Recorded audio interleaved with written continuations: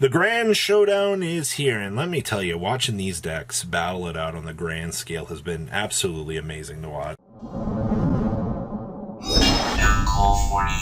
Alright, to the 30% of you that have not smashed the crap out of that subscribe button, smash it so you guys don't miss out on more awesome content. We're back for top 4 here, and let me tell you, watching the tournament unfold in the way that it has been absolutely amazing.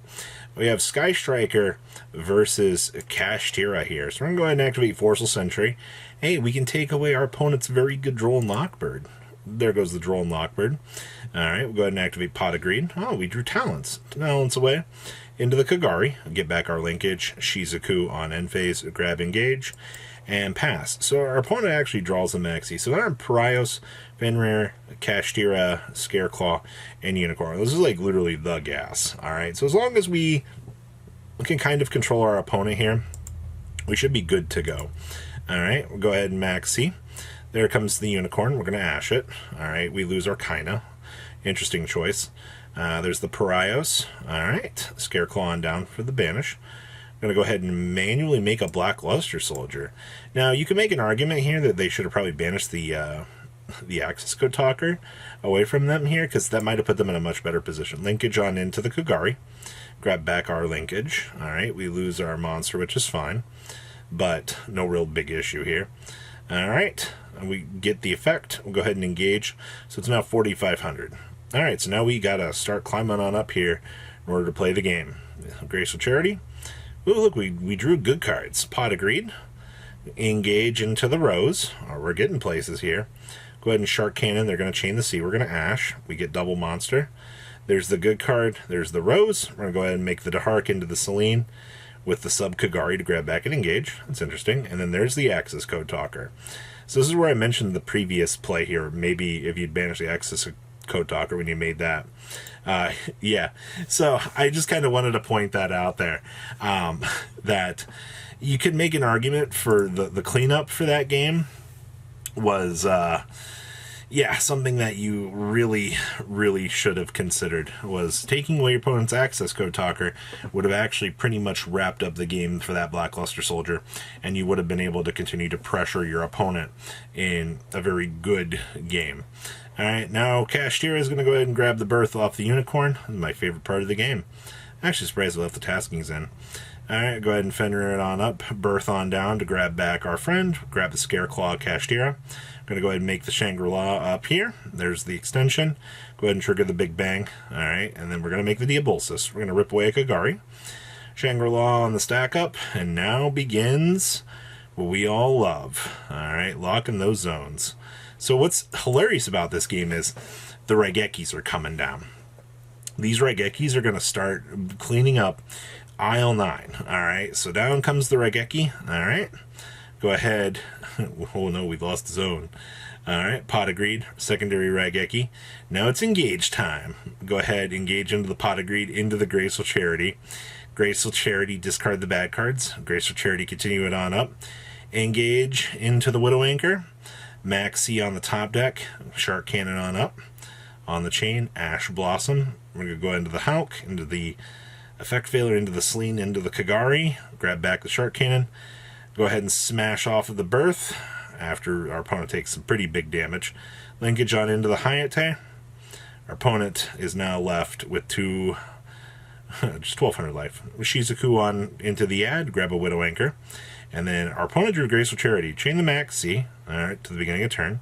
Nice IO. Alright, go ahead and Cosmic Cycle in the Birth. We don't want that sticking around. There's a Talents into the Graceful Charity. Graceful Charity on down into Graceful Charity Pot of Greed. Jesus, man. The power cards. Nice Droll. We're not getting places here looking at this. That's a good card. We're going to add Widow Anchor. We're going to force him to keep it, which actually is a good call. Alright, go ahead and do the sub-extension on down here. Banish the Papyrus. We have 6 cards left in deck. Alright, I'm going to go ahead and make the Draco Sack. I'm going to go ahead and make some tokens. We're trying to force our opponent to deck out here, I feel like. Get the pop. Engage. Chain the double. Oh my god, the double IO. Alright, go ahead and make the Hayate. And swing on in for a game. That was... what you just watched there was a lot. There was a lot to kind of take in. And I will say that that could have went very south very, very quickly. It's honestly one of the things I like about this particular match in general with the Sky Striker stuff is it does tend to allow games to go a little bit quicker. Now, this is going to be a lot more painful for a lot of us over here. All right. Our second match is going to be the Cash Tira Mir for top 4.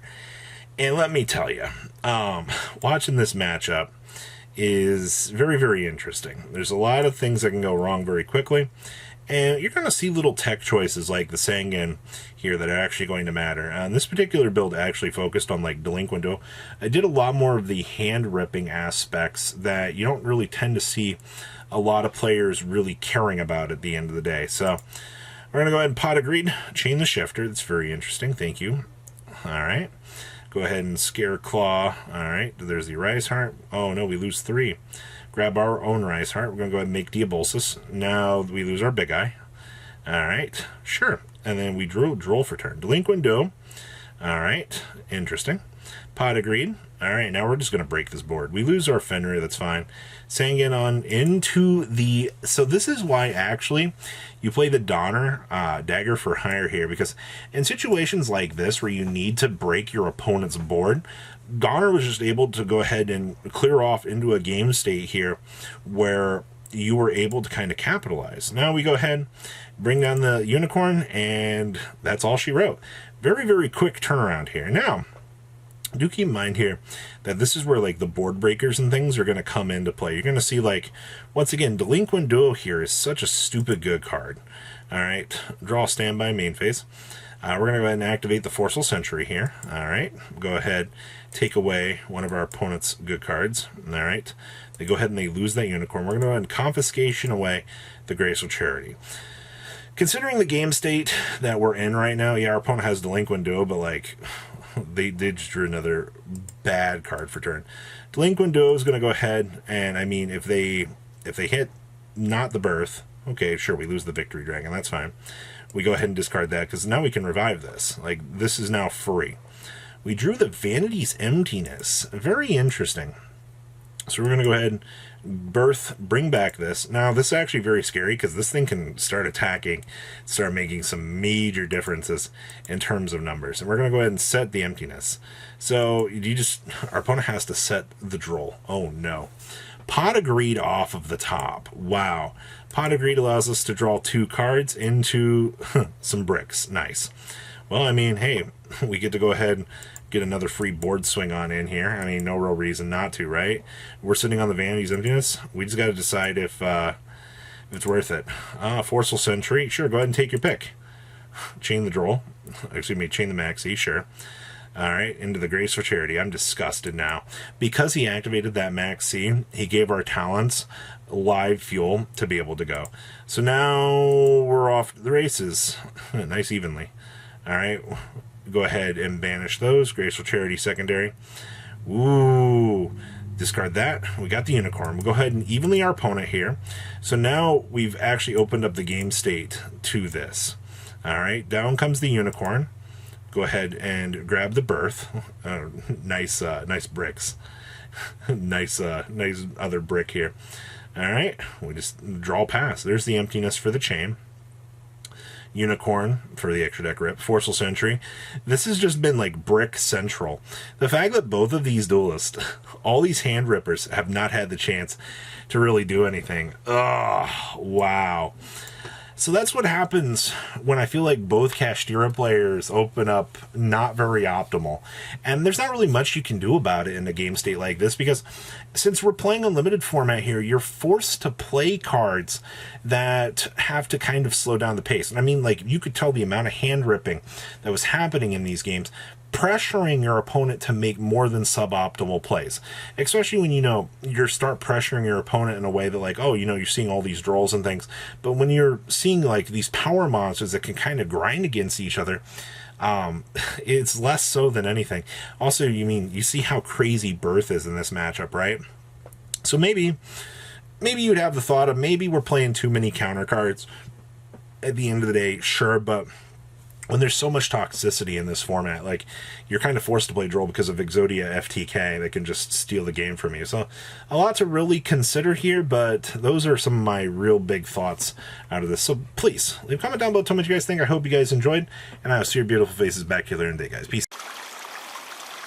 Patrons, thank you.